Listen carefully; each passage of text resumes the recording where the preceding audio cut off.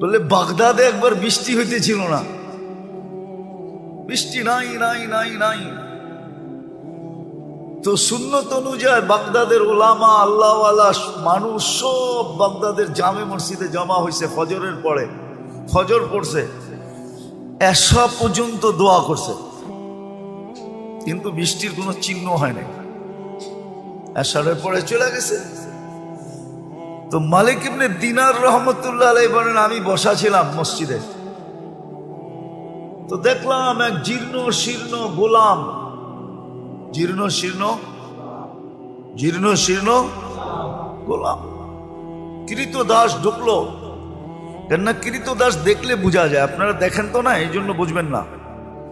আফ্রিকায় আছে এখনো, নাইজেরিয়ায় ওদের পোশাকই ভিন্ন, ওদেরকে দেখলেই চেনা যায় যারা কৃতদাস। আমিও চিনতাম না, প্রথমবার যখন গেছি তো জিজ্ঞেস করছি এদের পোশাক এরকম কেন, তো বলছে এরা অমুকের কৃতদাস। সবাই আবার ভিন্ন ভিন্ন আছে। যেমন আমাদের রাগ হয়ে যাবেন বলমু না, রাগ হয়ে যাবে।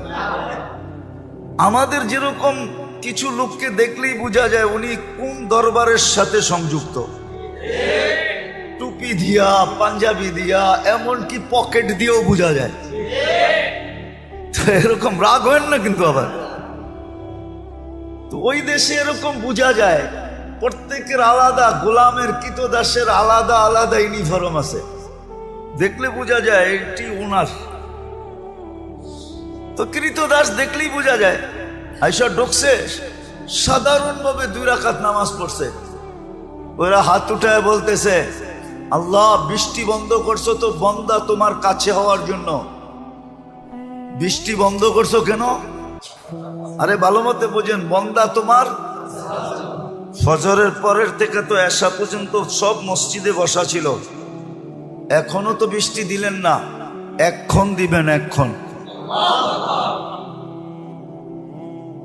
তো মালিক ইবনে দিনার রহমতুল্লাহ আলাইহি বলতেছে, ও বলতেছে এক্ষণ দিবেন, ও বলতেছে আর আকাশে গর্জন উঠতেছে, নামছে ঝুমঝুমায়া বৃষ্টি।